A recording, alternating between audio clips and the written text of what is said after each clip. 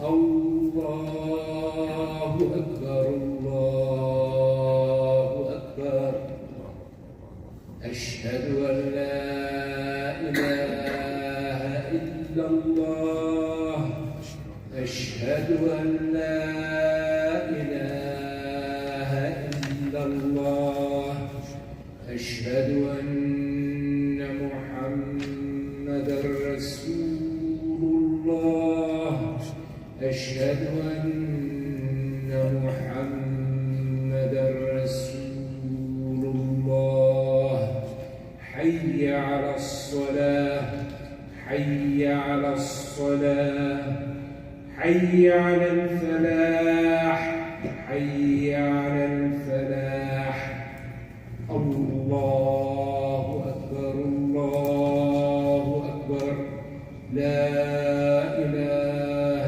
إلا الله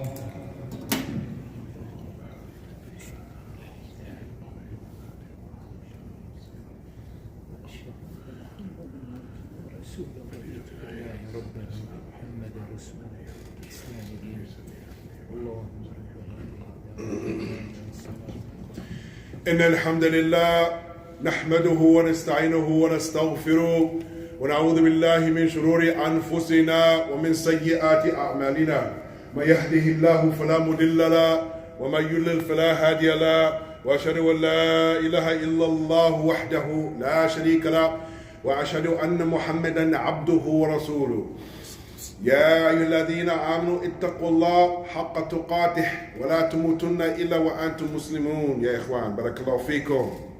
My dear brothers, the phone calls that we're getting this month about the behavior of the Muslims, from amongst the things, ya Ikhwan, that we have heard and we've seen it in the city of Vancouver, ya Ikhwan, Muslims in the daytime going to a janazah of a Muslim, taking out their gun in the month of Ramadan, ya Ikhwan, shooting another Muslim at a janazah, killing another Muslim, ya Ikhwan. I've been lost for words for the last few days. My phone has been ringing off the hook. I've been getting all types of emails from so many different people, ya Ikhwan. I'm sitting sometimes and I'm wondering, where's the head of the Muslim? Where is the psyche of the Muslim, ya Ikhwan? Literally, I've not been able to sleep, ya Ikhwan, because I'm getting so many phone calls. And it comes down to, ya Ikhwan, the topic for today, bi'idhnillahi ta'ala, is live down to earth before you can ascend to the heavens. Live down to earth before you can ascend to the heavens, ya Ikhwan. And what is meant by that, ya Ikhwan, is we're finding that the behavior of the Muslim is lacking. So much so, ya Ikhwan, that the Muslims are cursing each other. Where the Prophet said, Sibab al-Muslim fusuq wa qitaluhu kufr. That to curse your Muslim brother is transgression, and to kill him is kufr, ya Ikhwan. So when we look at the situation, ya Ikhwan, live down to earth before you ascend to the heavens. Where do we get this from, ya Ikhwan? وقال الله تعالى ربنا آتنا في الدنيا حسنة وفي الآخرة حسنة وقنا عذاب النار يا إخوان. Allah Ta'ala goes on to say, O Lord, give us good in this world and in the world that comes after this, ya Ikhwan. There's a world after this. As Ibn Qayyim rahimahullah in his book, he called it Bilad al-Afrah, the land of those that are happy, ya Ikhwan. Place better than this place here. Every day you turn on the social media, my dear brothers, and there's always some type of calamity that's happening to the Muslims. It's as if, ya Ikhwan, calamities aren't happening to those other than Islam. You don't see huge calamities like it's happening to the Muslim world, ya Ikhwan. Literally, I turn on the TV, or if I'm in a place where the TV is being shown and you look on there, you see a Muslim name committing some sort of crime. Ya Ikhwan, we're going to get to the reason why we're failing, my dear brothers. But we have to live down to earth before we ascend to the heavens, ya Ikhwan. And it has to do with our akhlaq. As the Prophet ﷺ, he said, إِنَّمَا بُعِثْتُ لِأُتَمِّمَ مَكَارِمَ الْأَخْلَاقِ. It is as if Yafidul Hasan. It is as if I've only been sent to establish the good manners and the good character. And you can imagine, ya ikhwan, I'm hearing about fights all across the city during Ramadan. I'm in the line first, Aki. I'm going to get my food first. No, Aki, I was in the line first. No, Aki, I'm in the line first. Brothers trying to break the fast fighting. You fasted 10, 12, 13, 14, 15, 16, 17 hours, wherever you are. You can't wait one more minute. Say, Aki, tafaddal, brother. Go ahead. You want to get your food? Go ahead, I'll wait. You've been fasting for Allah or for the food, ya ikhwan. People are getting into fist fights all across North America, I'm hearing, because they can't wait 5 more minutes. Let your brother go, let him get his food. Go ahead, Akhi. Tafaddal, ya Akhi. MashaAllah, enjoy, Akhi. Saha wa raha, as they say. Go ahead, eat your food. I'm going to get my plate, inshallah. Whatever is written for me, I'm going to get it. So we find, ya ikhwan, living down to earth before we ascend to the heavens. It is a situation, ya ikhwan, and as I put on my spectacles as I'm becoming older here, easy to get along with, easy to talk to, an easy demeanor, an easy face, easy ears, easy hearts, easy souls. Not fighting and killing people in the month of Ramadan, ya ikhwan. This is not in the so-called Muslim world that's all messed up because there's no leaders. This is in the land of quote-unquote milk and honey. People coming and causing harm to their brother during the month of Ramadan. Living down to earth, my dear brothers. The question now comes, do the rich people hang out with the poor people? I've been invited to a few dinners during this month of Ramadan where the rich upper class Muslims with lots of money, they came there, and I looked around and I'm looking to see where the poor people were. I didn't see them. They didn't invite any poor people because they wanted to impress all the other rich people that they invited, and some of them were non-Muslims, that this is the place where all the rich, upper echelon, high people of money and fame and fortune come. And there's no people there. Prophet ﷺ despised this, ya ikhwan. If we have some food, ya ikhwan, it should be for everybody. As I said, kullu habba wa dabba.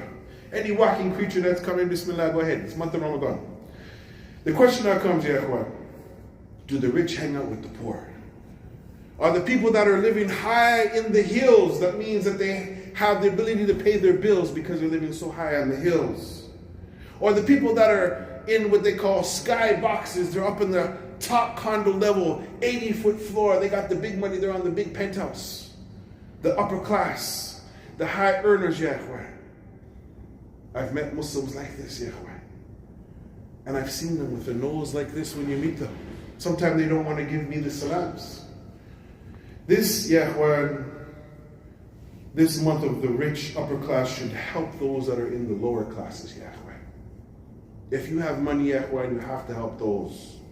This may be one of the reasons Allah is giving you money, is to help those that are less fortunate.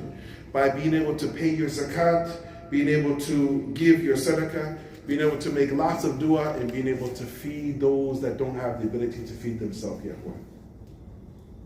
Many people, at times they feel that they're down in the dumps. I felt down in the dumps many times in the last couple of years. If you have strong iman and ability, ya ikhwan, we have to help them up, lift them up, pull them up, ya ikhwan.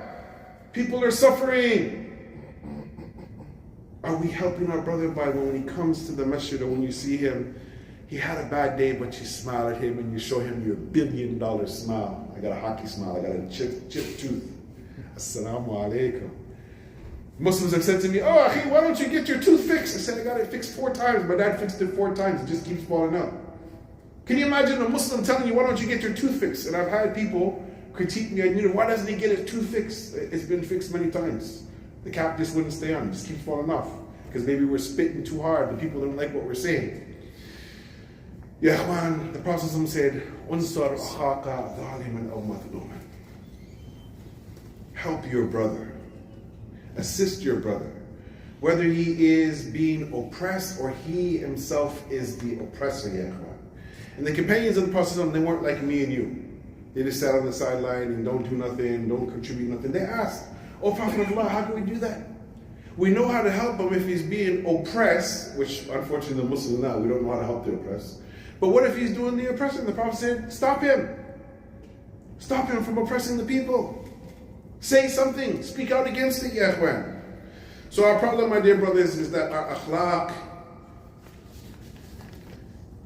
and dealing with people, ya ikhwan, is becoming a major problem.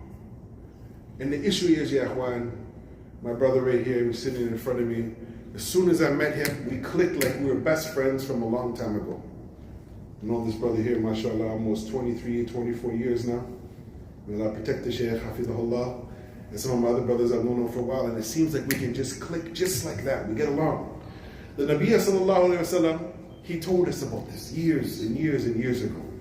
He said, "Al-arwahu junud mujannada, فما تعرف منها ائتلف وما تنكر منها اختلف." كما قال صلى الله عليه وسلم. This is so powerful, brothers. This is why you understand why people can get along and some people they can't get along. This is a deep concept. The souls are like troops or soldiers collected together. And those who are familiarized with each other in the heaven, quote unquote, in parentheses, in the heaven from where they came, would have affinity. That means they can get along with one another in this world. And those amongst them who oppose each other in the heaven would also be divergent in this world. Yeah. I have met brothers, never met them before, and they give me a mean mug. I say, "Assalamu alaikum, akhi." Mean mugging me. Say something in another language, looking at me. Mean mugging me. Akhi, assalamu alaikum. Kif halik? Can't even get the salams. I give him salam, he tells me kif halik. Akhi, assalamu alaikum rahmatullah. Smiling, beautiful pearly teeth, mashallah. Mashallah. How are you, brother? Can't even get salams during the month of Ramadan, Sheikh. The Muslim has become so miserly that they can't even wish you salams, ya ikhwan, and protection, and peace, and barakah, and rahmah. You wish it for them, but they can't wish it for you. Are our hearts that tainted with evil, and rancor, and malice, that we can't even give a salam and smile at our brother, which is a sadaqah? The deen is so easy, brothers. We were talking about, ya ikhwan, live down to earth before you can ascend to the heavens.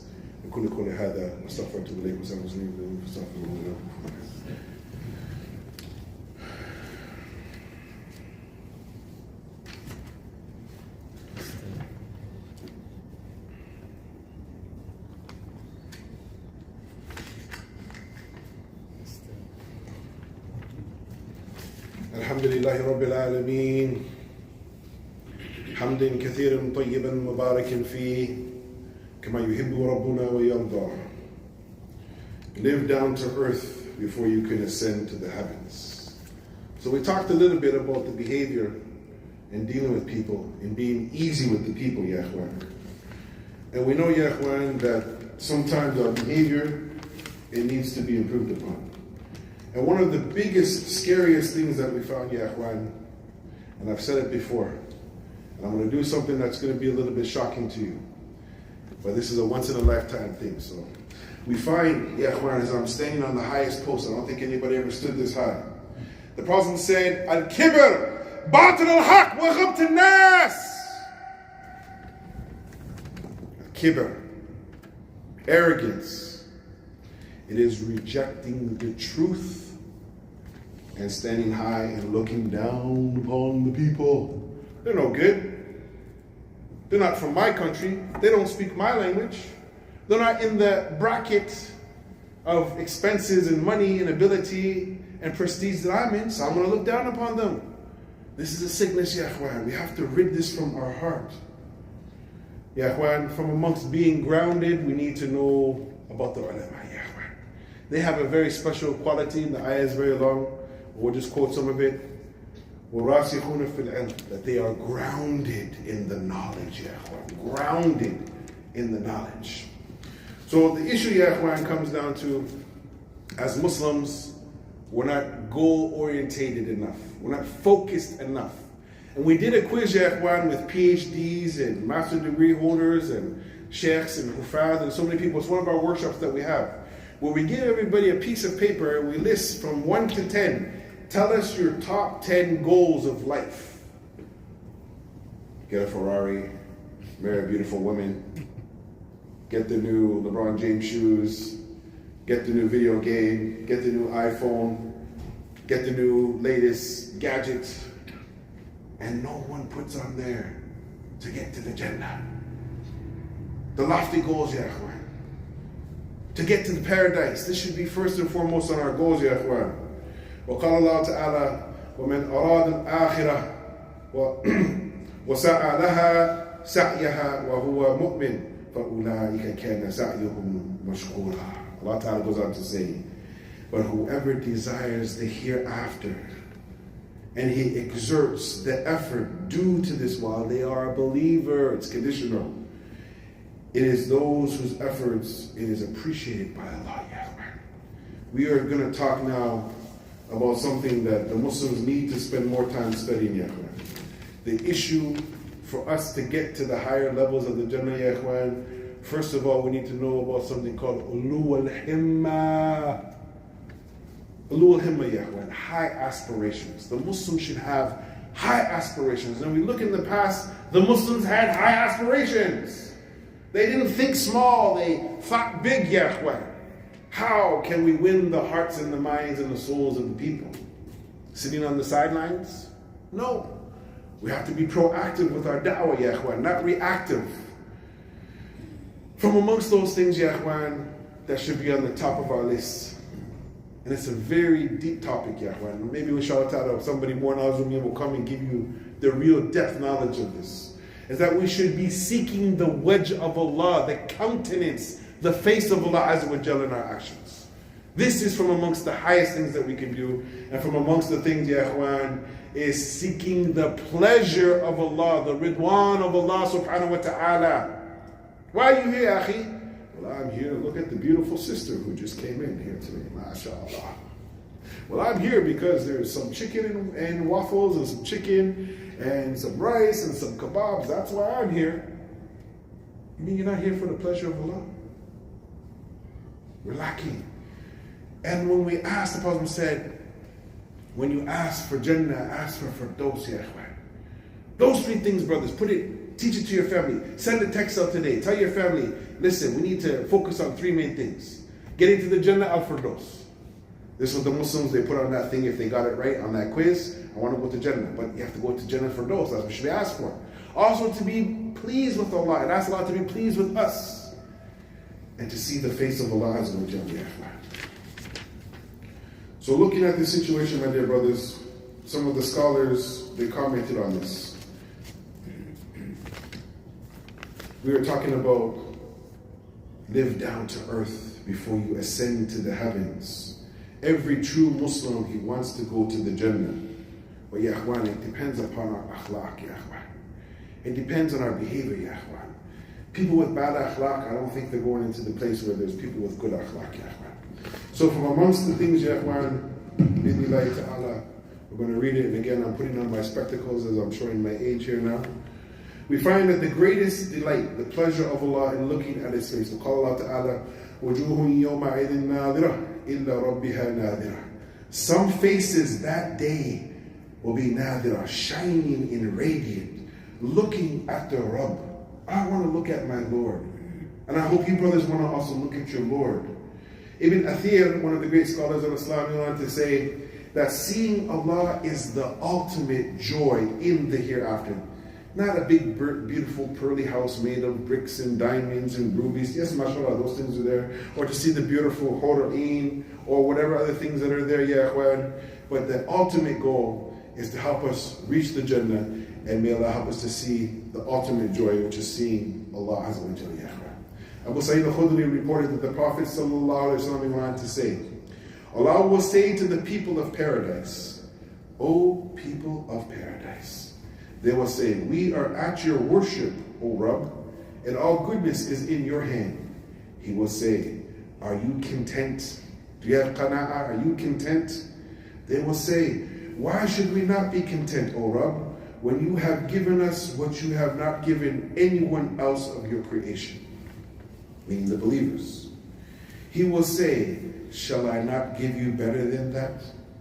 Whatever, you can see in the Jannah, mountains of gold, beautiful farash, beautiful couches, mashallah, a house that the rich and famous don't have, all that you can see. Shall I not give you something better than that? They will say, oh Rabb, what can be better than that? Then I will grant you my pleasure, and I will never be displeased with you after that. Bukhari and Muslim. The Ridwan of Allah. And that's why we say, when we really love our brothers, we say, Akhi la yarda alayk. May Allah be pleased with you. May Allah be pleased with you. If your brother loves you, he should be making these types of du'as. Not kaifa hal, but he doesn't really ask you about your hal. He just wants to know, hey, how you doing? He's not really asking you, are you struggling? Are you suffering? Are you hurting? Are you okay? Your mom's okay? Your sister's okay? Your daughter's okay? Your family's okay? Your wife? So he doesn't really care about your hal. We also find Yahwan and Suhaima Rubi reported that the Prophet said, when the people of paradise enter paradise, Allah will say, do you want anything more? Do you want anything more? Have you not made our faces white? They will say, meaning that Allah will bless them. Have you not admitted us to the paradise and save us from the fire? Alhamdulillah, that's good enough, right? Save us from the fire and put us in the paradise.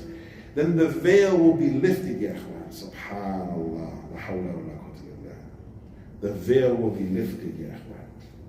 And they will never have been given anything more dear to them than to look at the face of Rabbul Izzah, ya akhwan. May he be blessed and exalted ta'ala.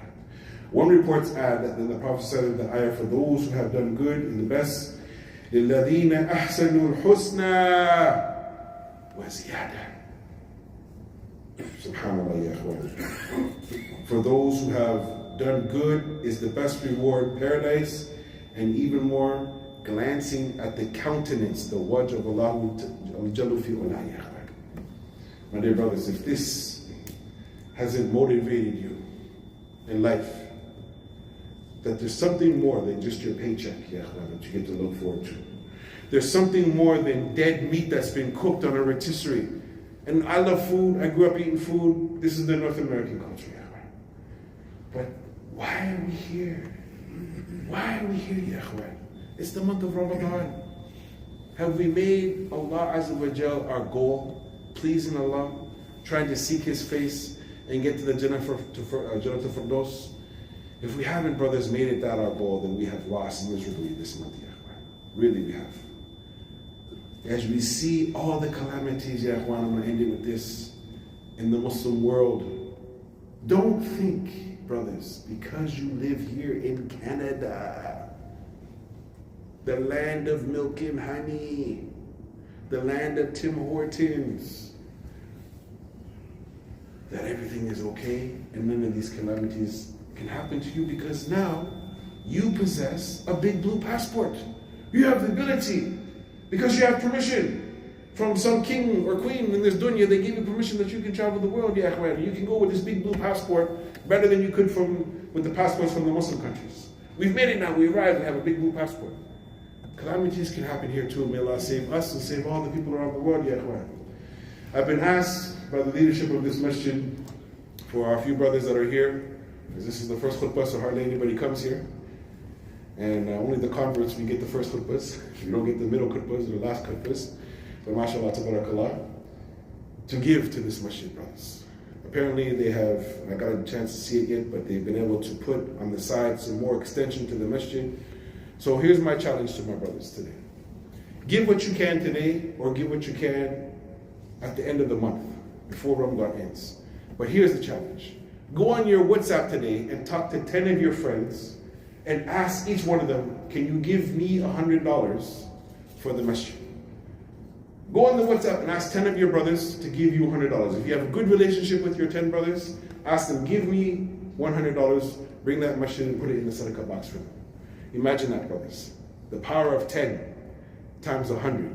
You do the math, that's $1,000, yeah. Imagine if all the brothers here were able to do that. With that, اللهم صل على محمد وعلى ال محمد كما صليت على ابراهيم وعلى ال ابراهيم المجيد. We ask Allah to help the Ummah and to help the Muslims and to help me and to help you. And we have family members, brothers, I need you to make dua for my family, and particularly some of my children, they need your dua. And ya akhwan, make dua for your brother that's beside you. If you're blessed to sit beside your brother here, that means he believes in Allah on the last day. He's your brother, make dua for him too. With that, wa akhir da'wana, alhamdulillah rabbil alameen, wa let my brother al-akh al-fadil lead the salam. Assalamu alaikum. الله أكبر الله أكبر أشهد أن لا إله